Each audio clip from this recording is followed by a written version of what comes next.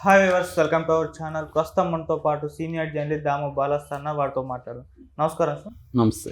Sir, తెలంగాణలో మరి రేవంత్ రెడ్డి గారు మహిళలకు ఉచిత బస్సు సౌకర్యం కల్పించారు కదా. దీంతో ఆటో వాళ్ళంతా కూడా ధర్నాలు చేయడం చూసాం, వాళ్ళ వ్యాపారం దెబ్బతింటుందని. యాహ్! సో ఇప్పుడు మరి ఆయన వీళ్ళందరితో ఒక మీటింగ్ ఏర్పాటు చేశారు వాళ్ళ సమస్యలు పరిష్కరించడానికని. మరి ఏ విధంగా పరిష్కరించబోతున్నారు, ఏం జరుగుతుందంటారు సార్? మనం చాలాసార్లు చెప్పుకున్నాం. రేవంత్ రెడ్డి వచ్చినప్పటి నుంచి కూడా చాలా ప్రోయాక్టివ్‌గా పనిచేస్తున్నారు ఆయన. అనేక హామీలు గతంలో ఇవ్వడం వల్ల 10 ఏళ్లుగా ప్రతిపక్షంలో ఉండి ఈ ఈ బీఆర్ఎస్ ప్రభుత్వంతో పోరాడి అనేక హామీలని ప్రజలకి అందించారు.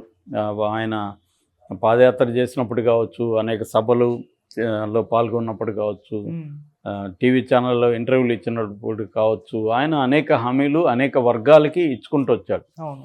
సో ఆ క్రమంలో ఆయన ఇప్పుడు గవర్నమెంట్ రాగానే టైం వేస్ట్ చేయకుండా డే 1 నుంచే ఆయన రంగంలోకి దిగిపోయాడు. వివిధ వర్గాల తో ఆయన మాట్లాడడం కావచ్చు, వివిధ వర్గాలకి సంబంధించిన నిర్ణయాలు తీసుకోవడం కావచ్చు, అవన్నీ చేస్తున్నారు. ఒక పక్క అసెంబ్లీ సమావేశాలకు అటెండ్ అయ్యారు. అసెంబ్లీలోనూ ఆయన ప్రధానంగా ప్రతిపక్షాన్ని ఎదుర్కొన్నారు. మళ్ళీ ఒక పక్క ఢిల్లీకి వెళ్ళి వస్తున్నారు. సో అలాగా ఆయన నిరంతరం బిజీగా ఉంటూ ఈ అవకాశాన్ని, అంటే ప్రతి క్షణం కూడా విలువైనదే, ప్రతి క్షణాన్ని మనం జాగ్రత్తగా ఉపయోగించుకోవాలి అన్న పద్ధతి వెళ్తున్నట్టు కనబడుతుంది. ఓకే. ఈ కాంటెక్స్ట్లో 6 హామీల్లో 2 హామీలని ఇమీడియట్గానే అమలు చేశారు సార్.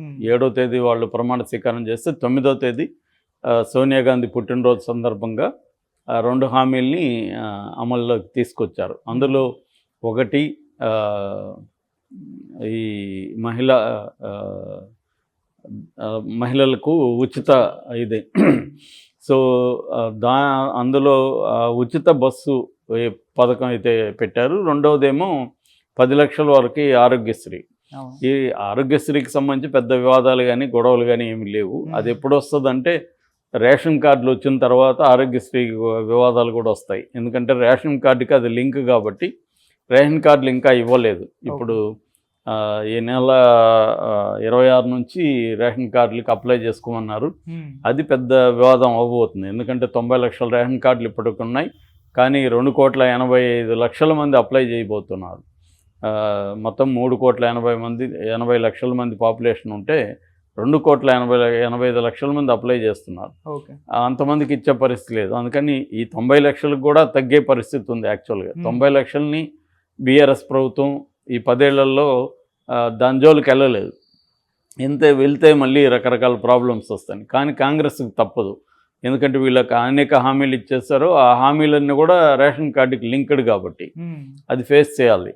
దానికే కొన్ని రూల్స్ పెట్టారు. 10,000 మంత్లీ ఇన్కము గ్రామాల్లో, 15,000 టౌన్లలో ఉంటే, దాన్ని దాటి ఉంటే ఇవ్వరని, అట్లాగే సొంత ఇల్లు ఉంటే ఇవ్వరని, వెహికల్స్ ఉంటే ఇవ్వరని, ఇలాగ రకరకాల కండిషన్లు పెట్టి మొత్తానికి దాన్ని రేషనలైజ్ చేయడం అనేది కనబడుతుంది. సో ఈ క్రమంలో ఆ పథకం మీద పెద్ద రాలేదు, కానీ ఉచిత బస్సు మీద అయితే తీవ్ర వ్యతిరేకత ప్రధానంగా ఆటో డ్రైవర్ల నుంచి హైదరాబాద్ నగరంలో వచ్చింది. అది ఎందుకంటే వాళ్ళకి సడన్గా పడిపోయింది. అంతకుముందు చిన్న చిన్న దూరాలకంతా మహిళలు ఆటోలను వాడుకునేవాళ్ళు. వాళ్ళు చిన్న లగేజ్ ఉంటుంది, లేకపోతే పిల్లల్ని తీసుకెళ్ళాలి, వాటికంతా కూడా ఆటోలనే వాళ్ళు వాడేవాళ్ళు. కానీ ఇప్పుడేమైంది, అందరూ కూడా వెయిట్ చేసి 10 నిమిషాలు ఆగన్న బస్కి, ఎందుకంటే 50 మిగిలిన నలుగురు ఎక్కితే 200 మిగులుతుంది. సో ఇలాగా ఒక ఇంట్లో డబ్బులు మిగిల్చుకోవచ్చు స్త్రీలు అని చెప్పి. రెండోది ఏంటంటే మగవాళ్ళు పోయే పని మీద కూడా వీళ్ళే వెళ్తున్నారు. అట్లా మగ ప్యాసింజర్స్ తగ్గారు, ఇంకా మహిళా ప్యాసింజర్స్ ఎలాగో ఎక్కడో మానేశారు. ఆల్రెడీ వాళ్ళకి ఓలా, ర్యాపిడో, ఊబరు ఇవన్నీ వచ్చిన తర్వాత ఆటో డ్రైవర్లకి ఇబ్బందులు స్టార్ట్ అయినాయి. కాకపోతే ఏంటంటే ఆటో డ్రైవర్ల కూడా ప్రాబ్లం ఉంది. మనకి ఇప్పుడు నేను 22 ఏళ్ళ నుంచి హైదరాబాద్లో ఉంటున్నా. ఒక 5-6 ఏళ్ళకు ముందు వరకు కూడా మీటర్లు వేసేవాళ్ళు. ఆ తర్వాత మీటర్లు వేయడం మానేశారు. మీటర్లు వేయడం మానేస్తే ఇష్టం వచ్చిన రేట్ చెప్పడం అనేది మొదలుపెట్టారు. రెండోది, చాలా సిటీల్లో మనం ఏ ఏరియాకి పిలిచిన ఆటో వాళ్ళు వస్తారు, ఇక్కడ రారు. వాడు అసలు మన ముఖం కూడా వెళ్ళిపోతుంటాడు.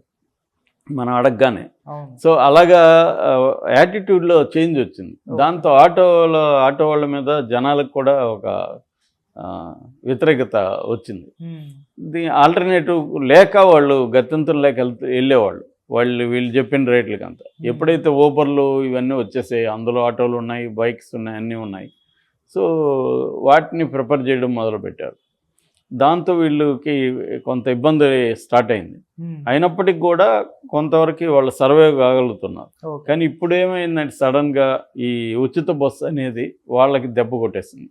దాంతో వాళ్ళు విపరీతంగా గట్టిగానే వాళ్ళు ధర్నాలు చేయడం, విమర్శించడం ఇదంతా ఉంది. దాంతో దాదాపు 40,000 ఆటోలు హైదరాబాద్లో ఉన్నట్టు ఒక అంచనా. దాంతో ఈయన రేవంత్ రెడ్డి నిన్న వాళ్ళని నాంపల్లిలో ఎగ్జిబిషన్ గ్రౌండ్స్లో కలిశారు. వాళ్లే కాకుండా స్విగ్గీ, ఫుడ్ క్యాబ్ డ్రైవర్స్కి కూడా దెబ్బే కదా అది. సో స్విగ్గీ, క్యాబ్ డ్రైవర్స్ వీళ్ళందరినీ కూడా కలిసినట్టుగా తెలుస్తుంది. నిన్న కలిసి వాళ్ళతో మాట్లాడి ముందు అసలు వాళ్ళ సమస్యలు ఏంటి, వాళ్ళు ఏం కోరుకుంటున్నారు, ఇవన్నీ విన్నారు. విన్న తర్వాత ఆయన నిన్న ప్రకటించిన డెసిషన్లు ఏంటంటే, ఒకటి 5 లక్షల యాక్సిడెంట్ పాలసీని అందరికి అప్లై చేస్తామని చెప్పడం, అప్లికబుల్గా ఉండేట్టుగా. ఏదైనా చిన్న యాక్సిడెంట్ అయినా కూడా 5 లక్షలు బీమా ఉంటుంది వాళ్ళకి, అదొక సెక్యూరిటీ ఉంటుంది. రెండవది రాజీవ్ గాంధీ ఆరోగ్యశ్రీని 10 లక్షల వరకు ఎక్స్టెండ్ చేశారు కాబట్టి అది కూడా వాళ్ళకి అప్లికబుల్గా ఉండేట్టుగా చూసుకుంటామని. మూడోది వాళ్ళందరికీ కూడా రేషన్ కార్డులు ఇస్తామని చెప్పినట్టుగా తెలుస్తుంది. అయితే ఈ ప్రధాన సమస్యను మాత్రం పరిష్కరించినట్టుగా ఏం లేదు. ఇప్పుడు వాళ్ళకి మేజర్ సమస్య వాళ్ళు చెప్పింది ఏంది, మాకు ప్యాసింజర్లు దొరకట్లేదు. దాన్ని ఎలా పరిష్కరిస్తారు వీళ్ళు?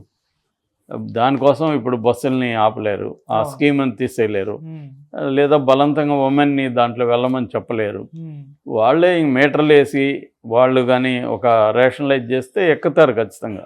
ఇప్పుడు బస్సు రద్దీ ఉంటుంది, అప్పుడు ఆల్టర్నేటివ్గా ఆటో ఉన్నింది అనుకో, మినిమమ్ 12 రూపాయలు ఎంతో ఉంటుంది అది 2 కిలోమీటర్లకి.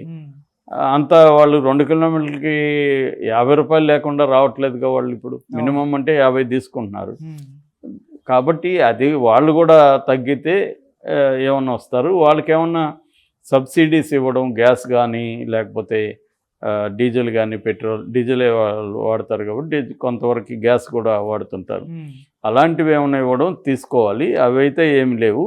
ఓన్లీ ఈ 2 స్కీములు మాత్రం కనబడుతుంది, ఆరోగ్యశ్రీ ఒకటి, యాక్సిడెంటల్ పాలసీ. ఇది మాత్రం ఉంది ప్రస్తుతానికి. అది కాకుండా నిన్న ఏంటంటే ఈ స్విగ్గీ వాళ్ళకు కూడా కొన్ని ఈ 2 పథకాలు వాళ్ళకు కూడా ఇచ్చారు. స్విగ్గీ ఫుడ్ డెలివరీ బాయ్స్కి కూడా. ఎందుకంటే వాళ్ళకి ఇదంతా కూడా అనార్గనైజ్డ్ సెక్టర్గా వస్తుంది. తెలంగాణలో ఎక్కువగా అనార్గనైజ్డ్ సెక్టర్లో ఎక్కువ పనిచేస్తున్నారు పిల్లలు. ఇంకా ఆర్గనైజ్డ్ సెక్టర్లోకి వెళ్ళే అంత ఎడ్యుకేషను, స్కిల్ ఇది సెట్ ఇంకా రాలేదు, టైం పడుతుంది అది.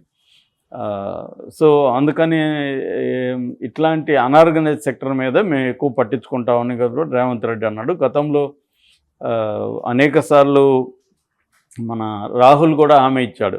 ఎందుకంటే 85-90% అనార్గనైజ్డ్ సెక్టరే ఇండియాలో ప్రధానంగా ఉంటుంది వర్కింగ్ ఫోర్స్లో, సో లేబర్ ఫోర్స్లో. దాని మీద దృష్టి పెట్టడం అనేది ఇంపార్టెంట్. అది నేను పెడతానని చెప్పాడు. రాజస్థాన్లో ఒక చట్టం చేసాం మేము, అలాంటి చట్టం పరిశీలిస్తున్నాము. అలాంటి చట్టం తీసుకొచ్చి అసంఘటిత కార్మికులకు సంబంధించి మేము నిర్ణయాలు తీసుకుంటున్నాము అనేది చెప్తున్నారు. అట్లాగే ప్రజాపాలన గ్రామ సభలు జరుపుతాము 28 నుంచి జనవరి 6 వరకు. అందులో మీరు వచ్చి మీకు ఉన్న సమస్యలు అవన్నీ చెప్పుకోండి, అప్లై చేసుకోండి వీటికి, ఈ 2 పథకాలకు సంబంధించి అనేది కూడా చెప్పారు. ప్రతి 4 నెలలకి ప్రజా సమస్యల సభ మేము జరుపుతామనేది కూడా హామీ ఇచ్చాడు. అట్లాగే ప్రజావాణిలో కూడా వేలాది అప్లికేషన్లు వచ్చాయి, వాటన్నిటిని కూడా పరిష్కరించడానికి మేము చర్యలు తీసుకుంటామని కూడా అన్నాడు. ఇప్పటి వరకైతే ప్రొయాక్టివ్గా ఉన్నారు, కానీ దీన్ని ఏ స్థాయిలో అమలు చేయబోతున్నారు వీళ్ళ పథకాలు అనేది మనం చూడాలి. Okay, thank you sir.